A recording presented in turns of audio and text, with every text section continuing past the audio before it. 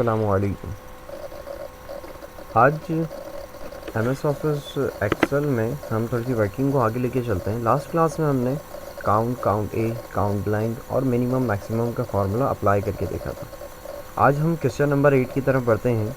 Question number 8 में attendance sheet, how to create attendance sheet. अच्छा, attendance sheet हम लोग किस तरह क्रिएट कर सकते हैं। सबसे पहले ये कि अटेंडेंस शीट होती क्या है, ये तो आप बहुत वाकिफ़ होंगी। किस तरह अटेंडेंस जो हर जगह लगाई जाती है, ऑफिस हो या फिर स्कूल सिस्टम हो। पहले क्या होता था, थ्योरिकल काम होता था। अब ये है कि कंप्यूटराइज हम अटेंडेंस किस तरह लगा सकते हैं। अच्छा, अटेंडेंस शीट सबसे पहले हमें यहाँ पर एक सिंपल सी शीट क्रिएट करनी पड़ेगी, जिसमें आप देख सकते हैं सबसे पहले यहाँ पर अटेंडेंस शीट जो है क्रिएट करिए। सबसे पहले make the sheet like this, एक शीट बना लें आप इस तरह अटेंडेंस शीट, जो सीरियल नंबर, नेम और उसके बाद यहाँ पर डेज़, यहाँ मंडे ट्यूसडे, ये मैंने फ्राइडे सैटरडे वगैरह लिख दिया। आप इसकी जगह सीरियल जैसे कि 1 2 3 आप डेज़ को इस तरह 31 डेज़ की, जैसे हम 7 डेज़ की बना रहे हैं, 12 डेज़ की बना रहे हैं, इसी तरह आप 31 डेज़ की बना सकते हैं। उसके बाद प्रेजेंट, एब्सेंट और लीव। अच्छा, अब इसको हम ज़रा एक्सेल पर अप्लाई करके देख लेते हैं कि किस तरह हम इसको यूज़ कर रहे हैं। अच्छा, शीट अटेंडेंस शीट हमने देखी, अब इसको ज़रा एक्सेल के ऊपर हम अप्लाई करके देखते हैं। एक पहले से शीट मैंने यहाँ पर क्रिएट करी है। अटेंडेंस शीट का एक पैटर्न मैंने बना लिया था, जो आप सिंपल पहले आप बना लेंगे। सीरियल नंबर, नेम और ये जो मंडे ट्यूसडे है, इसकी जगह मैं यहाँ पर काउंटिंग ले लेता हूँ। काउंटिंग का तरीका प्रीवियस क्लास में आपने देखा था कि किस तरह हमने काउंटिंग जनरेट करी थी।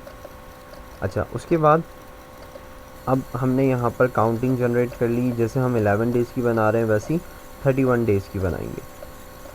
नाउ अब हम यहाँ पर प्रेजेंट में हम यहाँ पर प्रेजेंट का फार्मूला पुट करते हैं कि प्रेजेंट का फार्मूला एक्चुअली इसको मुझे काउंट प्रेजेंट शो करता है पी से, मुझे टोटल पी काउंट करने यहाँ पर किस तरह इसको प्रेजेंट का फार्मूला अप्लाई करूँ। यहाँ पर सबसे पहले equals to count, COUNT, count if, shift दबाकर ब्रैकेट ओपन। अगर आपने यही सेलेक्ट करना है, नीचे जो काउंट इफ़ दे रहा है, तो आप टैप का बटन भी प्रेस कर सकते हैं। काउंट इफ़ का मतलब होता है अगर यानी कि अब हम यहाँ पर कंडीशन दे रहे हैं कि अगर equals to count if bracket open. उसके बाद आप देख सकते हैं मुझसे यहाँ पूछ रहा है रेंज बना लें। तो अब मुझे रेंज बनानी है, तो मैंने सिंपल फर्स्ट पी से लेकर जस्ट यहाँ पर जो डेज लिखे हुए यहाँ पर PA अल्फ़ाबेटिक रेंज बना ली।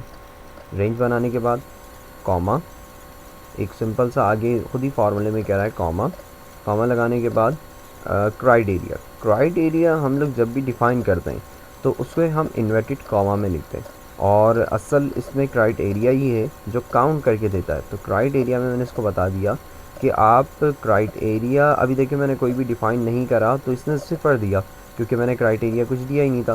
तो क्राइटेरिया में अगर मैं दे दूँ P, तो अगर मैं यहाँ पर P दे दूँ तो ये मुझे टोटल प्रेजेंट काउंट करके दिखा देगा, या मैं एब्सेंट की जगह A दे दूँगा तो ये मुझे टोटल एब्सेंट। इस तरह मैंने P पुट करा और एंटर का बटन प्रेस करा, तो आप देख सकते हैं इसने मुझे टोटल प्रेजेंट जो है मुझे डेज यहाँ दे दिए। अच्छा,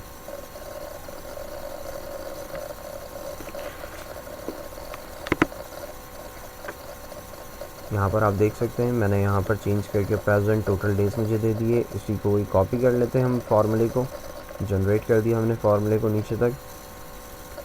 इसके बाद यही फार्मूला हम एब्सेंट का फार्मूला हम पुट कर ले, equals to COUNT count if. अब वही फार्मूला शिफ्ट दबाकर ब्रैकेट ओपन, रेंज बना लें। तो सिंपल हम क्या करेंगे, रेंज बना लेंगे वही P से लेकर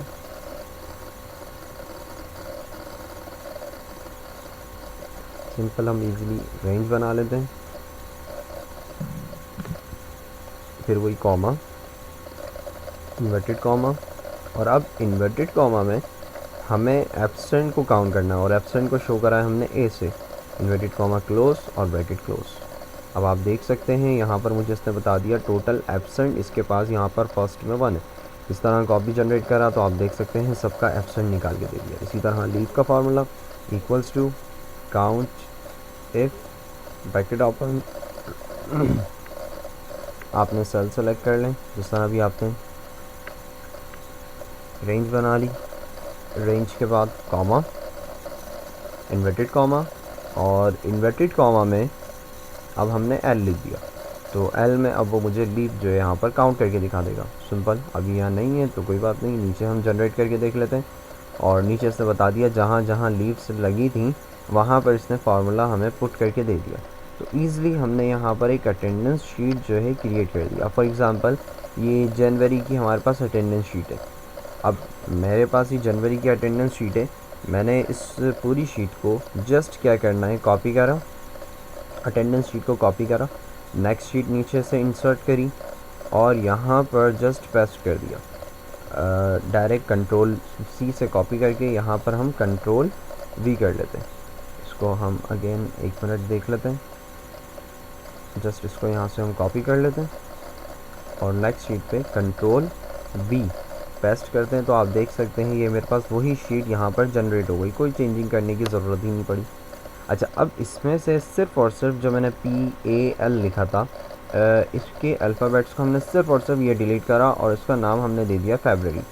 अब सिंपल, मुझे कुछ भी नहीं करना, सिंपल फार्मूला भी इंसर्ट है। सिर्फ मैं यहाँ पर लिखूँगा कि फ़हद एब्सेंट है या प्रेजेंट।